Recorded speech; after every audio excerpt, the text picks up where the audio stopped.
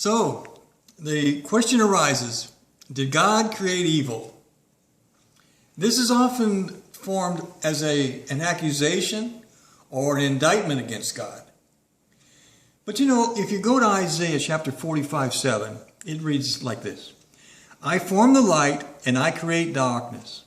I make peace and create evil. I, the Lord, do these things. Now, it's pretty plain here, and it's pretty difficult to argue that God doesn't create evil when he says so right here.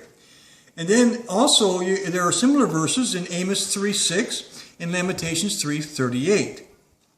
You know, if you ask a theologian if God creates evil, he'll give you one of two answers. He'll say, yes, but, and then something will follow. Or he'll say no because, and something will follow. And it's never the no or the yes part of the question answer that matters. It's what follows. And it's always the same. You see, because God, or evil, isn't a tangible object. It isn't something that God created, like a person, place, or thing. It isn't a rock. It isn't a tree. You can't pick it up in your hands and present it to somebody. Evil is an act. It's an action. It's something that we do. It's a choice that we make. God created man with free will. And by free will, man then has the option of the choice and the ability to do both good or evil. So in that sense, you could say that by creating good, God created evil. That's because we live in a dimensional world. If there's up, there has to be down. If there's right, there's left. If there's front, there's back.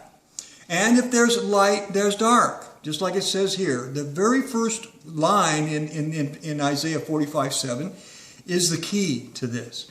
It says, I form light and I create darkness. So, or he says, I form light and create darkness. So, because you can't have light without darkness. What would light be without the opposite? We live, it's like what I call the law of opposites. So I would agree with you if you said that God created evil.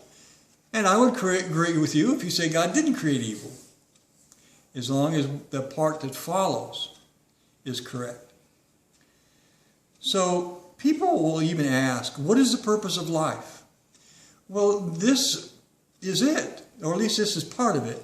It is God creates man, gives him free will for the express purpose for him to contend with this issue of good and evil.